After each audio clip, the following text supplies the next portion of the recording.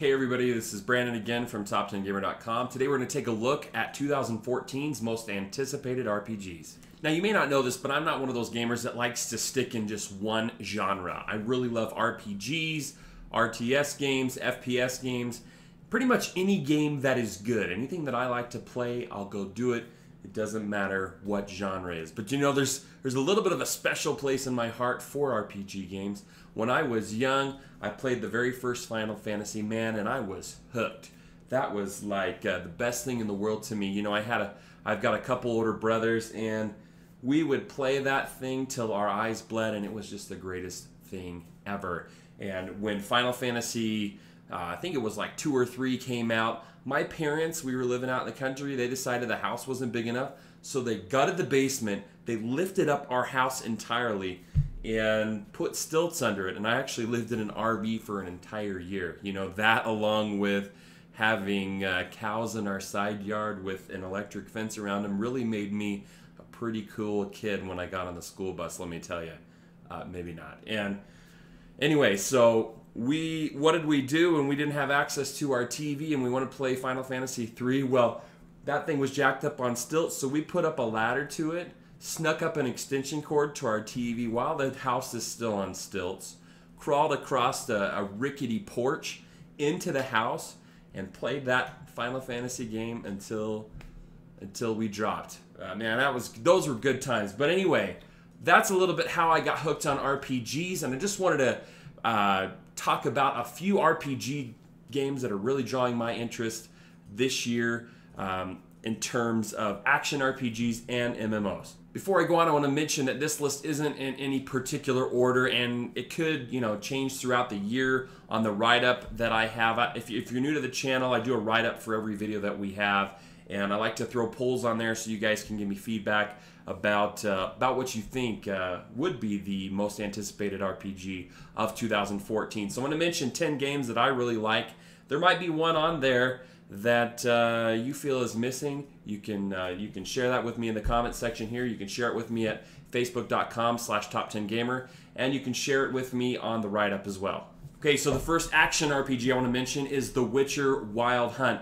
This game looks to be crazy, it looks to be insane, it looks to be dark, violent. You're right in the middle of a battle. If you guys haven't played Witcher 1 and 2, you're going to want to do that before you get into the third installment of this series. It's just like Mass Effect. They had Mass Effect 1, 2, and 3. And if you started with 3, the game was still pretty good, but you know, it wasn't as good as if you knew everything that happened in Mass Effect 1 or 2. And since Mass Effect 3, this is probably the biggest ending to a game that we've seen. This is the ending of the Witcher trilogy, but not the ending of the Witcher series. So anyway, this is definitely a game you're going to want to check out this year. Okay, the next RPG you guys should really check out this year is Diablo 3 Reaper of Souls. Now, you may not know about this about me, but I played Diablo 3 extensively. Watch the streamers regularly. I haven't watched them in a long time. I've actually been watching Hearthstone streamers. But Reaper of Souls is looking to remedy the problems that plagued Diablo 3. What are those problems? They all have to do with endgame.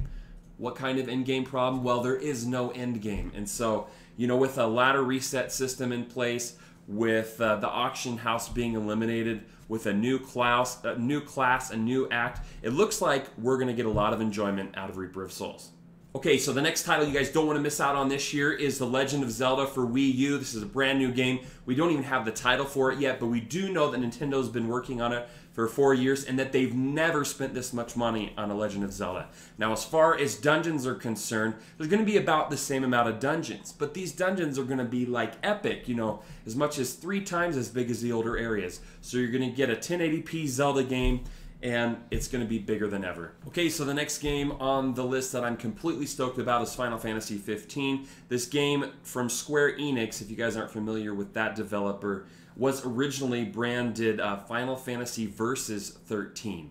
So that meant that it was going to be a lot like Final Fantasy 13, which didn't really excite a lot of people because 13 didn't have a lot of uniqueness to it. But Final Fantasy 15 is supposed to be kind of completely different, which both scares me and excites me in terms that Square Enix is one of the more creative companies I've seen, and when they pull something off, they do a great job of it. So what we've seen in games, I think even since Final Fantasy VII, which was the last Final Fantasy that I truly truly enjoyed is just a lack of unique content from Square Enix. So rebranding this as Final Fantasy 15 is a sign that they're really taking this seriously. They know that they've made a lot of their customers angry and they're ready to get it right. So look for Final Fantasy 15 to be a huge bust or a huge hit, okay? One of the things that you might want to look forward to in Final Fantasy 15 that could also be absolutely terrible is the new action combat system. It's not going to be like a turn-based combat system like you have seen in the past. Everything's going to be full and going. Okay, so the next game on the list is much darker than a Final Fantasy game. Much darker. Kind of like a Zelda that's really hard and a nightmare. This game is called Dark Souls 2, and if you've never played it, then you can go and check out Dark Souls 1 right now to see if you'd enjoy it. It's a game that you're going to die over and over on. There's traps, there's co-op play, there's PvP, and there's real skill involved. So if you're looking for an RPG like that, Dark Souls 2 may be the favorite one that you play this year. Okay, so what do Goofy, Donald, Mickey, and Final Fantasy characters have in common? Kingdom Hearts characters. That's what they have in common. And since 2006, we haven't seen a Kingdom Hearts game for console. When it originally came out, Kingdom Hearts 2 on the PlayStation 2, that was back in 2006. That was 8 years ago now. They've been working on this for several years, and it looks like it's going to be pretty fantastic from what I've seen, from the previews that you can see on YouTube. The battle system looks much improved. Obviously, the graphics are far and away much better than we saw last in 2006, and this should be a great one for the kids to play. Okay, another game from BioWare. Now, you may not be familiar with my history with BioWare, but I've played pretty much everything from BioWare that they've ever come out with. Mass Effects, Neverwinter Nights, Baldur's Gate, just about anything that you can think of that BioWare created, I played. And I played Dragon Age Origins as well. But I got to Dragon Age 2, and I was hugely disappointed. I played about 15-20 minutes of the game, and I set it down, and I haven't played it since. The background just looked so generic to me. I didn't like the gameplay style. It just, something about it I didn't really like at all. So, now that Dragon Age 3 Inquisition is here, I'm more than a little skeptical that this will be a good game. But I think they rushed Dragon Age 2, and if they're going to try to make Dragon Age into a Mass Effect type game, they are using the same Battlefield 4 Frostbite 3 engine for this game, as well as the new Mass Effect 4 that they're working on. Yes, they are. If you didn't know that, they are working on a Mass Effect 4. It's not going to involve Shepard, but I'm not sure what they'll do with that, but I'm pretty excited for it either way. But anyway, so Dragon Age Inquisition should look fantastic on that engine.